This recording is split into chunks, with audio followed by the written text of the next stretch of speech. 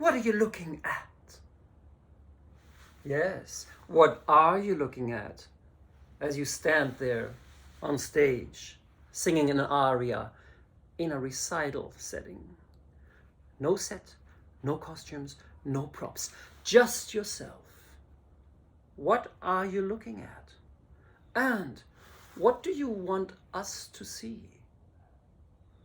Do you want us to just look at you as you stand there gazing into the far distance, showing off with your big high notes? You can do that for one aria, maybe two, but let me tell you, after a while, you're going to lose the audience, because that is not interesting. It's self-indulgent. It's not about you. It's about the character you're portraying in each aria. So, what are you looking at? What is the character looking at? You have to make us see the entire context the character finds him or herself in. And you can do this by the way you use your body, your gesture, your eyes, your posture. It's called make-believe. Create the entire illusion for us. And the music and the lyrics give you so much to work with, but it's not enough. So, what are you looking at? I like to break it down into 3 basic options. If your character is in a situation where she or he have to ask themselves, where am I in the world?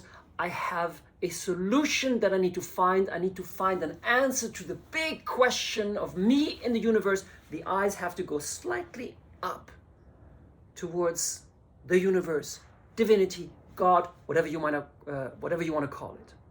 Now, second option, your character is directly addressing another human being in that moment. Of course, in a recital, you'll be alone. So you have to create the illusion of the presence of another human being right there with you. And that person cannot be far away at the other end of the hall. That person has to be fairly close to you, because you're not shouting at that person. You're having a dialogue. So through your eyes, make sure that we understand where that person is. It has to be at eye level, or slightly down if that person is sitting down. And usually that person should not move. And if the person moves, if you decide to make that person move, then you have to follow that person with your eyes and maybe even show us your irritation, why that person is moving while you're addressing him or her. So many options. Number 3, you are looking inward, trying to figure out within yourself what to do in this particular moment. Soft focus, eyes slightly down. Don't look out.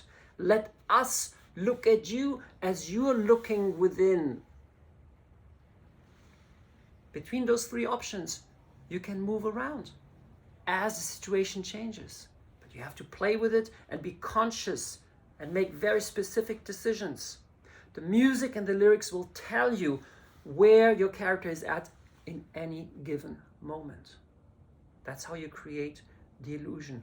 That's how you create a scene. And that's how we can emotionally engage with what you're presenting us with.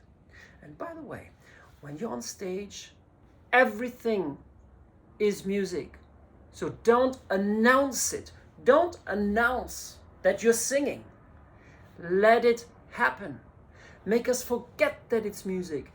Lure us into the musical universe. And that means that your body cannot move as in an everyday situation. Your body has to float above the music, sustained by the waves of music, as if you're swimming or flying. Your body has to be in sync with the particular wavelength of that music, not working against it, which usually means if you drop it, you drop. No sudden movements unless the music indicates it. It is like choreography. And if you premeditate and make decisions ahead of time on what to do with your body, your vocal technique will be able to follow. And that's how you find a higher level of freedom and release on stage. That's when your joy comes in. That's when you are having more fun because you are being playful. You are a player up there. And for us to witness this level of freedom is thrilling and emotionally engaging because you are presenting us with a full character that is in sync with the universe in which it is presented to us, which is the magic of music. So,